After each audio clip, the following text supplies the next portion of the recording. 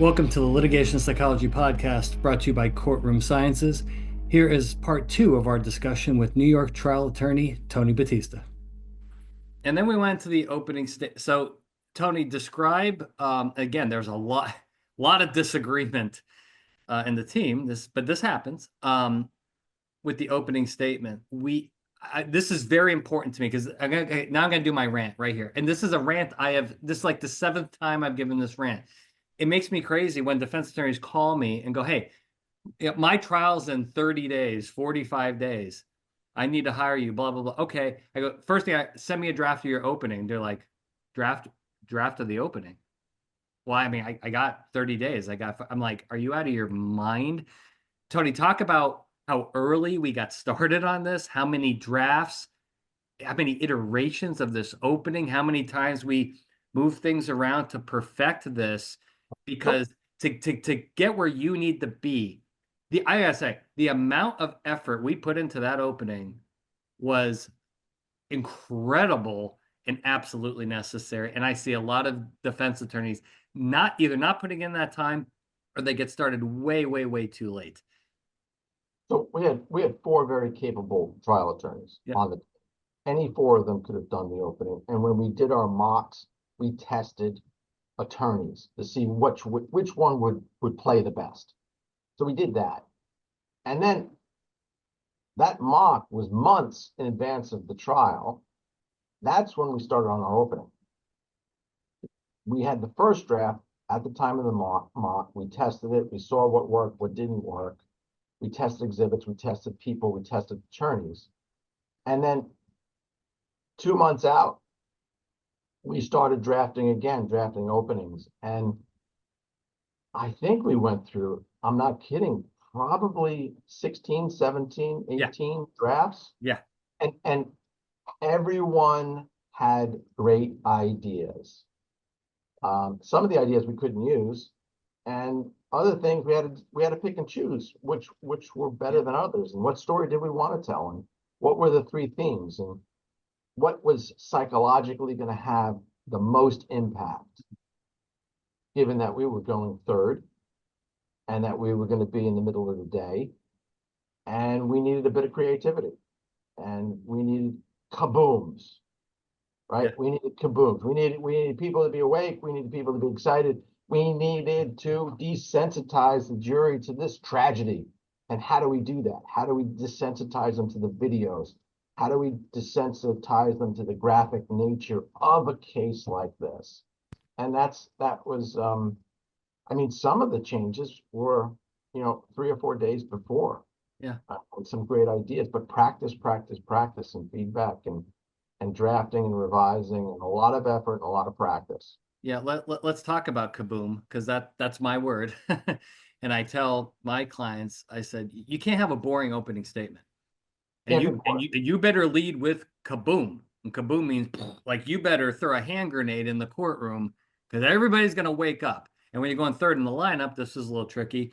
Because I think your style is really good. Talk about your style and what you were trying to do to connect with these people during your opening, as far as your tone, your body language, how you interacted with them.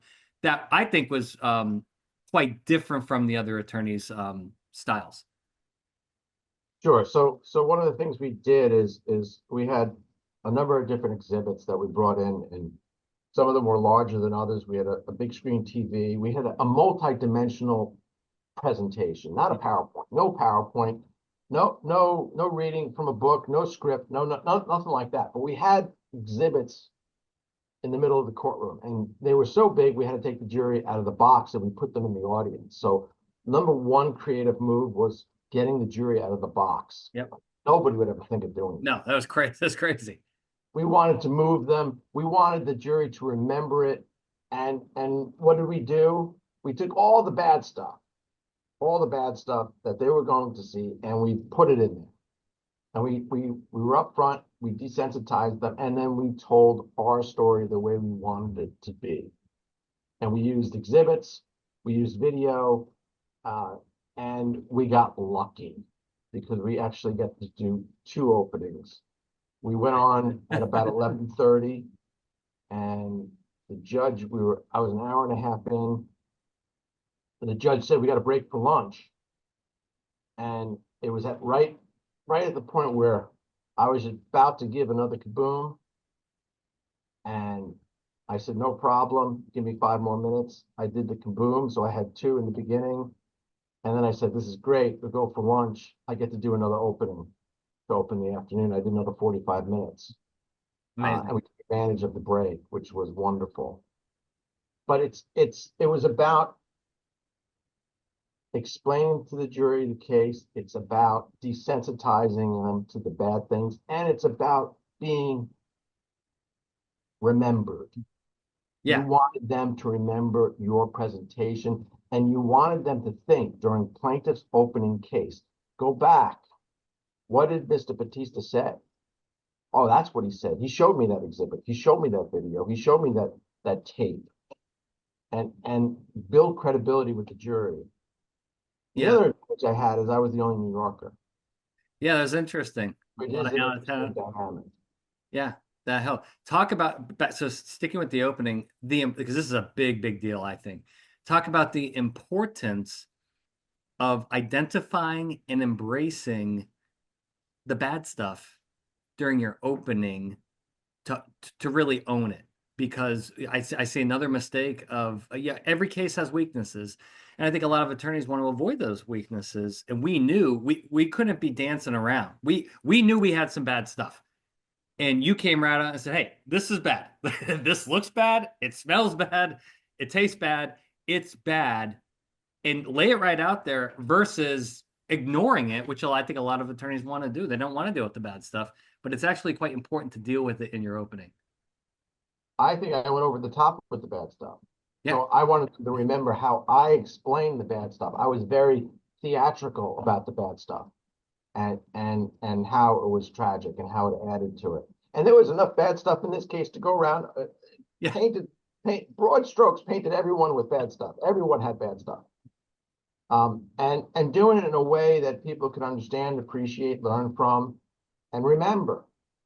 And not, we didn't hide from anything. Didn't hide from anything. We were going to be the party that told the truth, the good, the bad, the ugly. When we got up, when our witnesses got up on the stand, they were going to be truthful, credible, and believable, and memorable. They were never going to forget our witnesses. Yeah. Yeah. Speaking of witnesses, let's go over this again. Another thing Steve and I see all the time. And this can come back to bite you if you don't have the self-discipline. It's back to the confirmation bias. And I think when attorneys are cross-examining witnesses, I think they get in the zone, right? And they often get lost in the process, which part of that's good because I think getting in a rhythm, getting in the zone. Listen, when Michael Jordan was in the zone, you weren't stopping him, right? He's shooting the ball. I mean, he gets the ball, he's shooting it. Why? He's in the zone. And I think there's times in cross-examination, which came up in this case, comes up in a lot of cases where, and you and I have talked about this extensively, is when you're cross-examining an adverse witness, you got to know when to stop. Yep. Because more is not, like you got to know when to walk off the stage, drop the mic, and sit the hell down. Because if you keep going, you can open up a can of worms you never expected. And you lose the impact of the cross. And we talked about this, dilution. You dilute all of your most powerful stuff by going too long. Can you talk about your strategy on knowing when to shut up as a cross-examiner and let it go because you got what you want? Hardest thing to do is to sit down. Hardest thing to do because you want to keep going. You have an adrenaline rush. Feels good. You feel like you got the witness on the ropes, but you got to stop. You got to stop. And it's hard to do. That's why you have teammates. Yeah. And your teammates, you have a code. They tell you to sit down. You got to sit down. But it's the hardest thing to do. It's the biggest mistake trial lawyers make is not stopping. And it's probably the biggest criticism. People sit in the audience saying, "Oh, why didn't you ask that one question? Why didn't you keep going? You had them on the ropes." You got to stop. The jury knows. Jury knows. And then the other kind of funny rule we have is because that there is such an adrenaline rush. It's like you're a, you know, it's like you're playing a sport and you have that adrenaline flowing. You don't want to do two witnesses in a row because you lose Yeah. your self-discipline, you lose your self-control, you lose your perception. So you always want to have another teammate do the next witness. And in this case, because it was so adversarial, we'd have motion arguments every morning. Um, we we alternated, so we alternated not only arguments. We didn't want to do arguments and then do a witness. So you had one lawyer do arguments in the morning, and then the next lawyer does the witness, and you rotate. So it's about having a team because your mind plays tricks on you. And Yeah, it you does. know better than I, but when you're in that emotional state, it's hard to think rationally. It really, really is. Let's talk about this. Another thing I think I just thought was brilliant by you. And this was kind of a slow burn strategy. You got this judge on your side. T talk about the importance, because obviously you want to advocate for your client. You want to do your best. At the same time, you don't want to judge that's ticked off at you. You want to judge that in key areas of this trial may give you some latitude. How is your, not just in this case, but in any case, your philosophy and kind of how you interact with the judge, so as this trial goes on, you're in the best position possible, and if there is a coin toss, you have a really good shot at winning it during a motion or something like that. Look, I'll go back to the sports analogy. The judge is the referee. The Yeah. judge got the hardest job in the room, hardest job, because he has to corral five different groups of lawyers or six or seven, however many parties there are. And they're all good. They're all outstanding lawyers. And they're all going to push the envelope to zealously represent their clients. And they're going to push it. Philosophically, I learned very early in my career it's to show deference and to be upfront and admit when the law is not on your side and explain the law to the judge in an accurate, meaningful way and don't hide from the bad stuff. Explain it. So it helps the judge make the right decision. And if you do that consistently, these cases, like I said, are years in the making. If you do that consistently throughout, you build credibility and you build the respect. And you give the judge the information that he or she needs to make the right call. And they do. They do. They do the work. It's the hardest job in the room. Um, I over my career, I've seen many judges go above and beyond in getting it right and making sure that they do all the work and do all the research. So it's about deference. It's about doing the right thing and being there and answering the questions accurately. And then that goes a long way. So 14 weeks. You got COVID twice. Yeah, that was unpleasant. And my Yeah. colleagues got COVID Your too. colleagues got COVID. I swear, Steve and I should like sell our blood plasma to sign. I mean, I've been exposed to it 100 times. I've been Oh, you tested kept 50. telling me there's no COVID in Florida. Isn't that? Anywhere else I go, apparently it's just not. I don't know. I never had it. I've never tested positive. Steve either. So maybe we should donate our bodies to science or something like that. So after 14 weeks, kind of the final challenge here was you got to put a 14-week trial into a very strict 45-minute closing. The judge gave 45 minutes for the defendants. 14 weeks in the 45 minutes, and a very strict 45 minutes. And the funny part about this story is we're walking to the courtroom and there's news and cameras everywhere. And I'm thinking, hey, no, P. Diddy was being arraigned that day. Remember? Next door. So We were every on TV, every yeah. news outlet, we could hardly get into the courtroom, right? because the P. Diddy stuff's going on right next door. It's like you can't make this stuff up, right? This is of course going to happen on the morning of closing arguments. Can you talk to me about I guess the struggle to fit a 14-week case into 45 minutes because you can't cover everything, can you?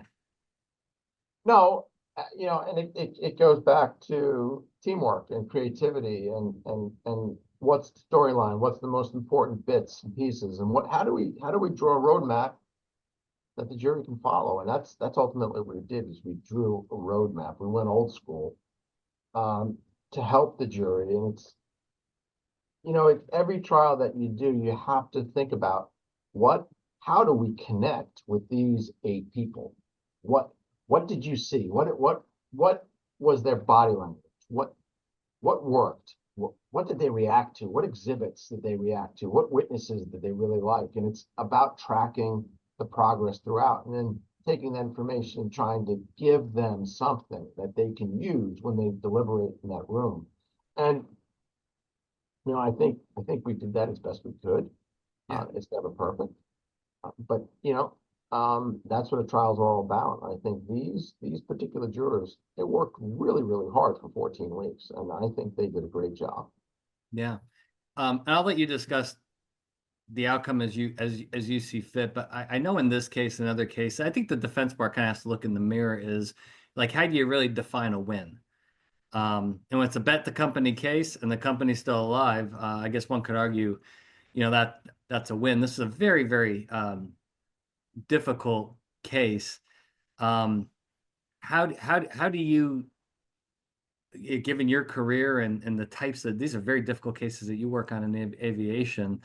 Um, I think the old days of, getting a full defense verdict is the only win. I don't think that's accurate. I think there's many, yeah, It feels really good though when it works. yeah, it feels really good, but there's other outcomes that can still be defined as a win. And in this particular case, and other cases, how do you psychologically, get your head around that and your clients and insurance carriers to understand uh, uh, a win can be defined in several different ways, particularly on a case where you're going to have some liability. Well, look, first things first, you want to put the best case forward as you can. And if you feel you did the best that you could, the witnesses performed to the best of their ability, and the evidence went in a way that you wanted, and you got the jury that you wanted, and you did everything that you thought you could be done, and the result is the result. You have to trust in the jury system. I trust in the jury system. The jury trials that I've done, and I've done a lot, for the most part, they've gotten it right. And I do believe this result was the right result um, for that jury. Now, whether it gets changed and whether the law does something different, that's a different issue. But did it is it a win? I don't really look at things as wins and losses. It's degrees of success. I think we were successful in what we wanted to do. Yeah. Um, the company's still in business, which I take a lot of pride in. Yeah. But every case is different, and every client's different. There's different goals, different expectations. And at the end of the day, you can only do the best you can, and then that's how you deal with it. Yeah. There's been, many trials over my career. Unfortunately, we only get involved in really bad cases. Yeah. So Yeah. you're not going to have many defense verdicts. So you're grading yourself in a different way. Yeah. So I don't know if that answers the question, but that's the best I could do. No, that makes perfect sense. Let's talk about how we all try to stay mentally healthy. Steve and I went back and forth to New York City countless times. Our families, I told my family, like, listen, this is the biggest case I've ever worked on. And they're like, go, go, go, go, go. And Steve did the same thing. So at the hotel, there's a couple things that we had. We had the Serenity porch.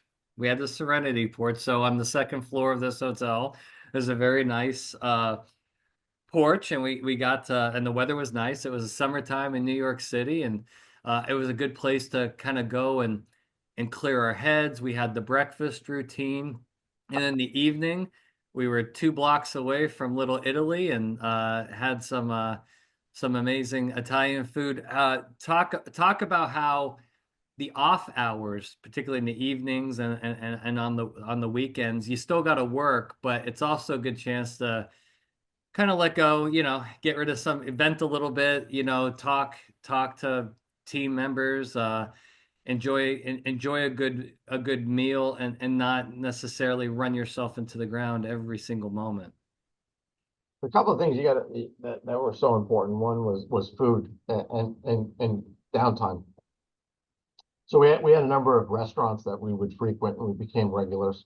We'd have a regular table. Yeah. We had an Italian restaurant in the village, Monty's, that we went to Yep. often, and we enjoy the food and the laughter, and everybody kind of knew our name. Another one in Little Italy, Il Cortile, we went to Yeah. quite frequently. They all knew us. We had a table, and the diner every morning. Yeah. We became regulars. Um, the Serenity Lounge was pretty important because it gets heated. There's debates, and there's what strategy you're going to use, or how you're going to attack this witness, or what's the outline going to look like, and what exhibits you're going to use. And there's differences of opinion, and sometimes it gets too hot. You need a place to go and unwind a little bit. In this case, we had a Serenity Lounge, and I've had cases around the country. Sometimes it's pool. We had a case in LA where we would go sit poolside for a little while to cool off.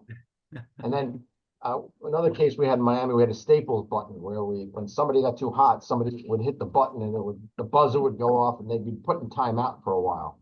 Yeah. But you got to do things to create, some laughter, so release a tension. We would watch the ball games at night. Yeah. Big screen TV in the hotel.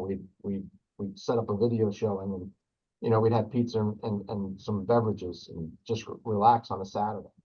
I gotta say, I really missed the pizza was just Yeah. oh Steve. Pizza was good. Oh man, the pizza and I'm watching. We watched the Mets go on a great run. That was fun. We watched some college World Series games. Right. Watched the College Station. Watched A&M lose Yeah. it. Yeah, it was. We definitely we had a good. So Steve, Steve, as a jury consultant, I'm pretty sure this was the biggest case you've worked on. What what were your key learning points? I know I learned a ton. Oh my God, did I learn a ton? What were, I guess, your key takeaways for such a complex case that lasted so long? And by the way, Steve and I have a full caseload of other cases we're working on. So it very, very difficult emotionally, physically, mentally. It was brutal. I think if I could, probably about 4 different things. First and foremost was, keeping the mental health there, right? Staying in shape, us hitting the gym, doing a lot of stuff. Worst hotel gym. I wasn't going to go there, but ever. Come on, it wasn't that bad. It was no, it was terrible. Come on.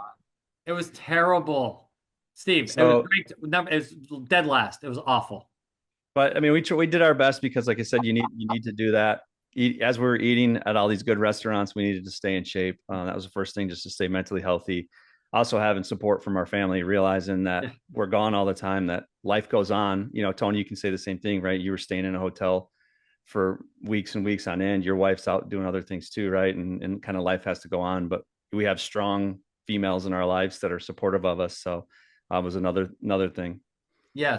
I was lucky because my family, my wife, my children would come in and meet me for dinner from time to time, which was really, really helpful. And every once in a while I got to go home. So that was nice. Yeah. And I because of the way it worked out, I had to come up on Father's Day, and I spent Father's Day with the full Battista family. And I gotta tell you though, first of all, you have a great family, Tony, and your family totally took, because I had to sit there at Monty's and just watch you open gifts for 45 minutes. That was hysterical. Yes. While I meet my cannoli. They really took care of you. And tell us a little bit about your daughter's an attorney, isn't she? Oh, Brittany, yeah, my oldest is she's an attorney in Nassau County. She's a assistant district attorney, and she would give me feedback on my opening and closing and my examinations. I'd practice in front of her, and she'd say, "No, I got it wrong. I got to do this way," and my body language is bad. And she's very, very helpful. Very helpful. Yeah. So, well, I was going to say the other things too is, you know, the research, right? I mean, obviously we do research all the time, but I think you realize the importance of the research, importance of making a switch and tailoring it, despite the fact that maybe it doesn't feel good to do it a certain way. But if jurors have told you that's the way this should go, then listen to the jurors, is one of the other things. But I think one of the things I take away definitely from this that I was going to ask about Tony earlier was that, I mean, I think one of the things I took away is that you need someone who keeps calm, cool, and collected when the fire is going on around you, the house is burning down. And we always would joke, Tony was always kind of the silver lining guy. Like we'd be complaining about stuff, and then Tony would always come in with like some positive statement. And we kind of chicken nuggets, we used to say. I lost my mind a couple of times. We'd be at dinner and I'd be just steaming, and Tony look at me like, "What's wrong?" Yeah. What's wrong? Today sucked. That's what's wrong. He's like, relax. That's part of it. But I think that was one of the key takeaways is that, you know, you need someone to be able to do that. So whether that's, you know, someone that you take on that role or someone in your organization that you look to kind of be that person who keeps it cool when everybody else is losing their minds, I think was very helpful to this team, because I think if all of us would have kind of gone into that mode, I think it would have been a different case. But to have Tony kind of be the voice of reason to kind of chill everybody out, I think was something that I saw a lot of value in. Well, I had really great teammates. I mean, my partners Dave and Diana were fantastic, and they were. You know, everybody had ups and downs throughout the trial, and we all picked each other up, and you know, we've all been together for a long time. So we've all practiced together for more than 20 years. So it's a different environment when you know someone for that long and you're working so closely with them. They know you, they understand you, and it's okay. You can show them the emotion. They can pick you up and you can lean on them. So that's a nice thing about working in a firm that's close knit, and you know, everybody's rowing in the same direction. That's the beauty of it. And then you can have good days and bad days. It's okay. So my last real question, this is my last work related question. I think this is really key. Because I think this has played a huge role. A lot of young attorneys listen to this podcast, Tony, and you were able to get some of your young attorneys some fantastic. I mean, if you're a young attorney and you worked on this case, like you're already legendary, right?